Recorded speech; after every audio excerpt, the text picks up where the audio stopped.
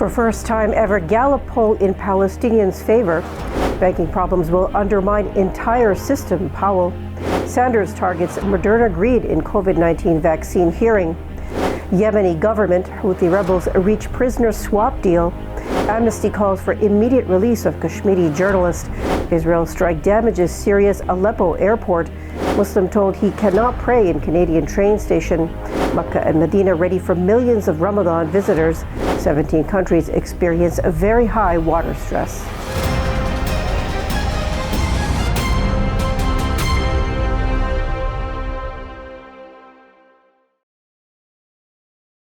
From our Chicago studios, this is the Muslim News on Muslim Network TV. Assalamu alaikum, I am Samana Siddiqui. Our top story tonight. For the first time ever, close to half of Democrats in the United States placed their sympathies with Palestinians over Israelis. That's according to a survey released last week by Gallup, one of the world's largest public opinion polling organizations. In their most recent polling on sympathies in the Middle East, 49% of U.S. Democrats placed their sympathies with Palestinians, over 38% with Israelis. It marks the first time in the poll's history that it has landed in Palestinians' favor. About a decade ago, in 2014, 23% of Democrats said they sympathize more with Palestinians. Now, that share has more than doubled to 49%.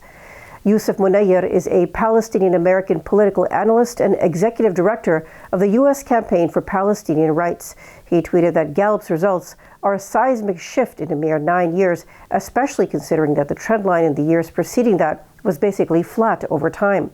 Gallup's findings were from its February 1st to 23rd update of its annual World Affairs poll. U.S. Federal Reserve Chair Jerome Powell said Wednesday that banking issues in the U.S. could undermine the whole system if they remain unchecked. He said history has shown that isolated banking problems, if left unaddressed, can undermine confidence in healthy banks and threaten the ability of the banking system as a whole to play its vital role in supporting the savings and credit needs of households and businesses. Powell was speaking at a news conference in Washington, D.C., following the Fed's two-day monetary policy meeting. Silvergate Bank, Silicon Valley Bank, Signature Bank, and First Republic Bank have gone under over the last few weeks. This has caused panic for depositors as well as Wall Street and investors. The Fed raised its benchmark interest rate Wednesday by another 25 basis points. This is despite the banking crisis. Powell emphasized that recent actions ensure that ample liquidity is available in the system, which has strong capital. These actions demonstrate that all depositors' savings and the banking system are safe, he added. Senator Bernie Sanders on Wednesday denounced pharmaceutical giant Moderna's proposal to more than quadruple the price of its COVID-19 vaccine. He was speaking at a hearing held by the Senate Committee on Health, Education, Labor and Pensions, or HELP. Sanders said the purpose of medical advancements should be to save as many lives as possible, not to make executives obscenely rich. Moderna is proposing to quadruple the price of the COVID vaccine to as much as $130 once the government stockpile runs out. Sanders invited the company's CEO, Stéphane Bancel, to testify at the hearing, which is titled, "Taxpayers Paid Billions for It. So why would Moderna consider quadrupling the price of the COVID vaccine?" Moderna co-developed its vaccine with billions of dollars in public funding. As the world's water resources continue to decrease, access to drinking water has become more difficult. This is due to climate change, a lack of infrastructure, and economic insufficiency, according to a report compiled by Andalu Agency. The World Resources Institute says water stress experienced by countries is divided into 5 categories: very high, high, medium low, and low. 17 countries experience very high water stress, with 12 located in the Middle East and North Africa. They include Saudi Arabia, Iran, Pakistan, India, and Jordan. According to UNICEF, 844 million people do not have access to clean drinking water, and 2.3 billion people do not have access to toilets and basic sanitation facilities. Each year, around 829,000 people die from diarrhea due to unsafe water, as well as sanitation and hygiene problems, according to the World Health Organization. Dirty water and inadequate sanitation are also the leading causes of death among children aged 5 and under. In a 2010 resolution, the UN General Assembly explicitly recognized the right to water and sanitation. It also acknowledged that clean drinking water and sanitation are essential for all human rights. Muslims who are socially and economically behind, as well as those who are immigrants or refugees, are most likely to suffer from Islamophobia in Denmark. That's according to Danish Muslim sociologist Amani Hassani, who is also research director at the Center for Muslim Rights in Denmark. The European Islamophobia report for 2022 was released on Tuesday. It named Denmark as the most vulnerable country for Muslims, along with France and Austria. Over 300,000 Muslims live in Denmark, making up over 5% of the country's overall population. In an interview with Andalu Agency, Hassani explained that what we saw in 2022 has been happening for many years leading up to that point. Now it has become much more acceptable in a political speech to specifically say Muslims are the problem. Hassani said Islamophobia is taking away their avenues to have a voice in society, and one way of doing that is by removing citizenship or the ability to gain citizenship. She noted that Ukrainian refugees were welcomed to Denmark with their asylum applications quickly accepted, and they received jobs and housing easily. Hassani said, in contrast, Syrian refugees were not given the same treatment and are being pushed back. The Yemeni government on Monday announced a prisoner swap deal with Houthi rebels. 887 prisoners from both sides will be exchanged. 4 journalists and a number of security and military officials will be released under the deal. There was no confirmation of the deal yet from the Houthi group.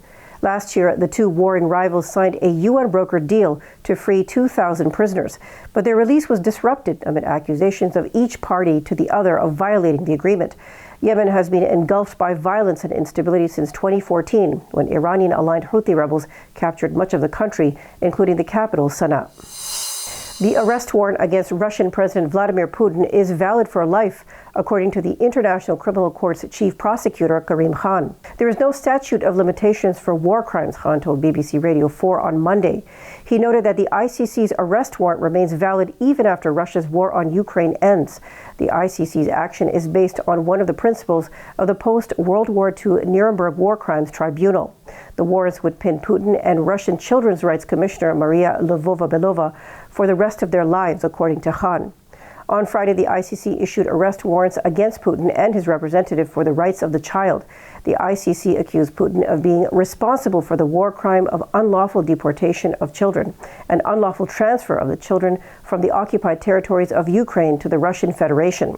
The court said there were reasonable grounds to believe that Putin bore individual criminal responsibility for the crimes alleged.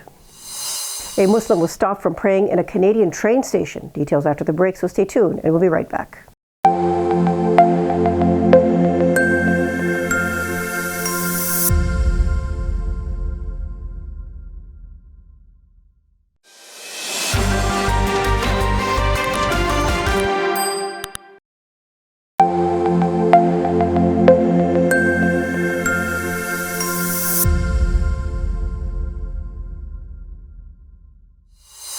Welcome back.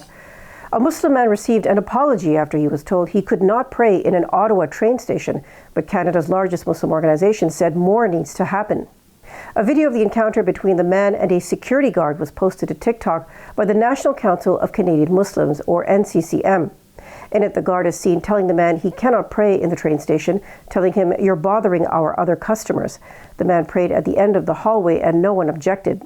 "Pray outside next time, okay?" said the guard. In a statement, Via Rail said it strongly condemns and will not tolerate any form of discriminatory behavior. It also said it apologized unreservedly to the entire Muslim community and promised an investigation. But NCCM spokesperson Fatima Abdullah told the Canadian Broadcasting Corporation on Wednesday the apology is insufficient. What we need to see is commitments to change and commitments to anti-Islamophobia training, anti-racism training, and diversity training that can provide security guards and others at the stations some more knowledge on how to treat individuals who are just peacefully minding their own business and praying in a corner. Saudi Arabia is ready to host millions of worshippers and visitors during Ramadan. Sheikh Abdurrahman Al-Sudais is head of the General Presidency for the affairs of the two holy mosques. He said on Monday that all stairs, elevators, sound systems, guidance services, and technical services have been prepared to receive pilgrims. Muslims from all over the world and within the kingdom will visit the two holy mosques, especially during the last 10 days of Ramadan. They will perform Umrah and pay their respects to the Prophet, as well as pray Tarawih, the extra nightly prayers during the month of fasting. An Israeli airstrike hit Syria's Aleppo International Airport on Wednesday, causing damage, the country's defense ministry said, without mentioning any casualties. It is the second such attack on the facility this month. On March 7, 3 people were killed in an Israeli strike on the airport. That attack brought air traffic, including relief flights, to a halt, but opened several days later. Aleppo International Airport has been a major conduit for relief flights since earthquakes on February 6 devastated parts of Syria and southeastern Turkey, killing over 50,000. On Monday, the U.S. State Department listed significant human rights issues in India in its annual report on human rights practices. It says there are credible reports of the government or government agents undertaking extrajudicial killings, torture, cruel and inhuman treatment, as well as punishment by police and prison officials. It mentioned the situation of political prisoners and detainees, as well as unjustified arrests or prosecutions of journalists. Since 2014, India has slid from 140th in the World Press Freedom Index, an annual ranking by Reporters Without Borders, to 150th in 2022, the lowest in its history. India has also topped the chart with the most internet shutdowns in the world for 5 years in a row, Access Now, an internet advocacy watchdog, said. The Human Rights Report also cited a lack of accountability for official misconduct. In related news, 3 human rights organizations said on Tuesday that the Indian government showed utter lack of commitment towards improving the situation of civil society and human rights defenders. This was during a key review of India's human rights record. The International Federation of Human Rights, Frontline Defenders, and the World Organization Against Torture said the government refused to accept most of the recommendations it received by UN member states aimed at improving the situation of civil society and human rights defenders. Amnesty International India is calling for the immediate release of Kashmiri journalist Irfan Mehraj by the Indian government.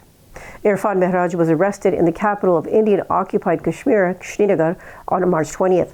Akar Patel, head of Amnesty India, said the arrest of Kashmiri journalist Irfan Mehraj under terror charges is a travesty. The arrest is yet another instance of the long-drawn repression of human rights and the crackdown on media freedoms and civil society in the region of Jammu and Kashmir. The stifling of the rights to freedom of expression and association continue unabated in Kashmir. Patel also said criminalization of legitimate human rights work is extremely alarming, and the authorities must put an end to this immediately. Mehraj is founding editor of One Day magazine and now works as a senior editor at twocircles.net. That's all from our Chicago studios tonight. Thank you for tuning in. You can find previous episodes and more on our YouTube or Facebook. For more content, keep watching Muslim Network TV or visit muslimnetwork.tv. Salam and good night.